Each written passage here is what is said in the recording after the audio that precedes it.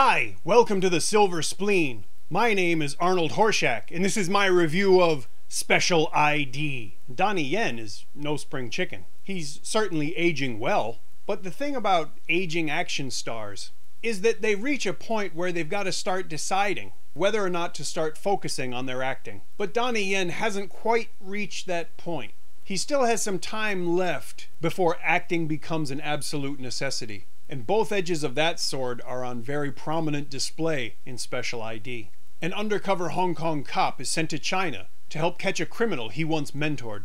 Aiding Donnie Yen in this endeavor is a young female police officer from the mainland, played by Tian Jing. They meet when Donnie intentionally bumps her Volvo with his Volvo. And that's not a euphemism.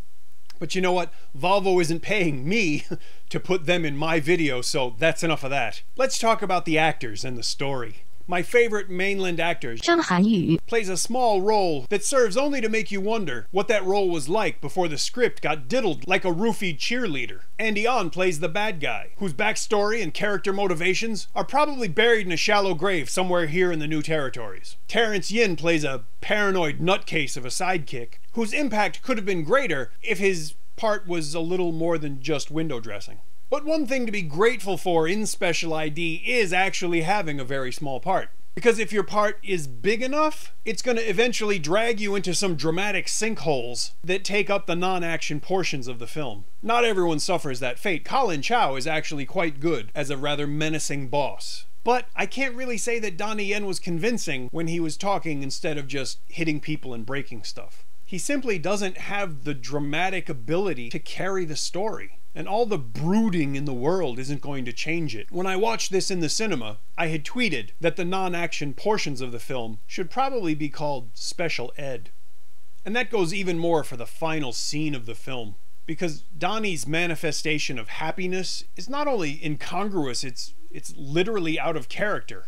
And it's the worst example in this film, and there's plenty of them, of what I like to call mainland overstatement. If you watch the trailer for Badges of Fury, you'll see exactly what I mean. But you know what? Badges of Fury is a comedy. Special ID isn't. Well, it's not supposed to be. Just like tattoos aren't supposed to be temporary. But in Special ID, they are. But you know what?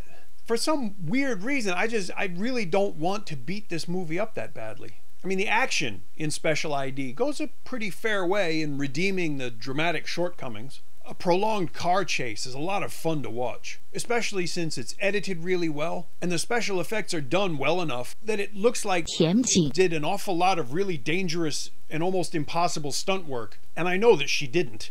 Another thing I gotta say is she's really limber. And I don't mean it in any kind of hums-up way whatsoever. I mean, watch the movie for it. You'll see what it's frightening. But even the action ends up being derailed by that mainland overstatement. More than once, Donnie's final punch or kick is presented in a way that really can only be described as something out of a comic book.